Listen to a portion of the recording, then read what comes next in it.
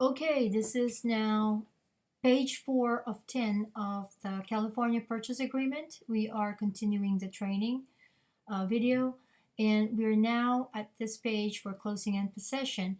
I've indicated here some numbers because this purchase contract is defaulted to 6 p.m. At the day of close.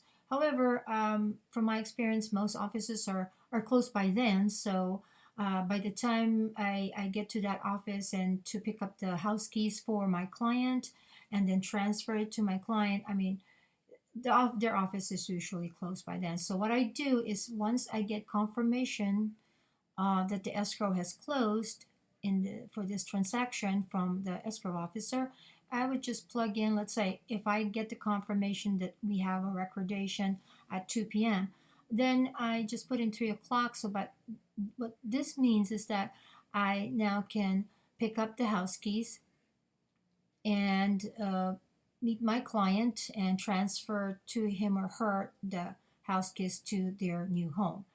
And this is the time that I prefer to put in there.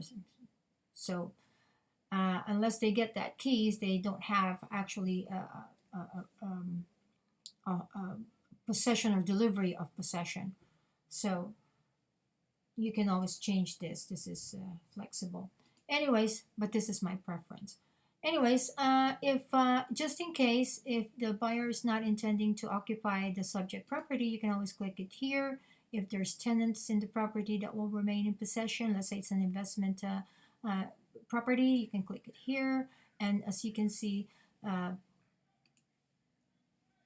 this changes the whole term of the contract. But for this purpose, this is a primary residence purchase, so we'll just leave it at that. Going down, you can see a lot of descriptions and explanations uh, for us reading material. And moving forward, going down to page 6 of 10, these are the time periods in removal of contingencies. Now here, these are the defaulted days or timeline of the contract.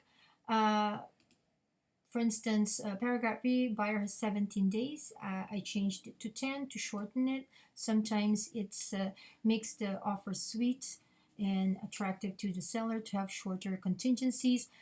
This one is pertaining to the buyer investigations and disclosures approval by the buyer. So, you know, I would put 10 days sometimes in when I structure a contract offer.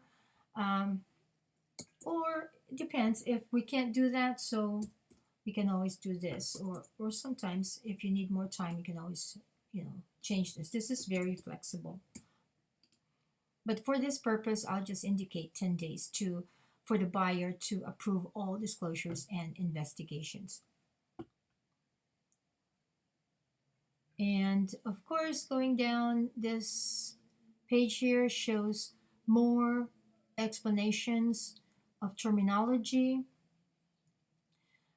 in order to explain it to the client or having the client to understand what these terms are.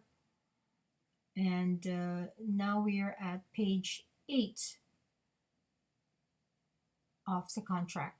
Now, this is also very important, but let me continue to the next video training module. This is, we're running out of time, so see you then.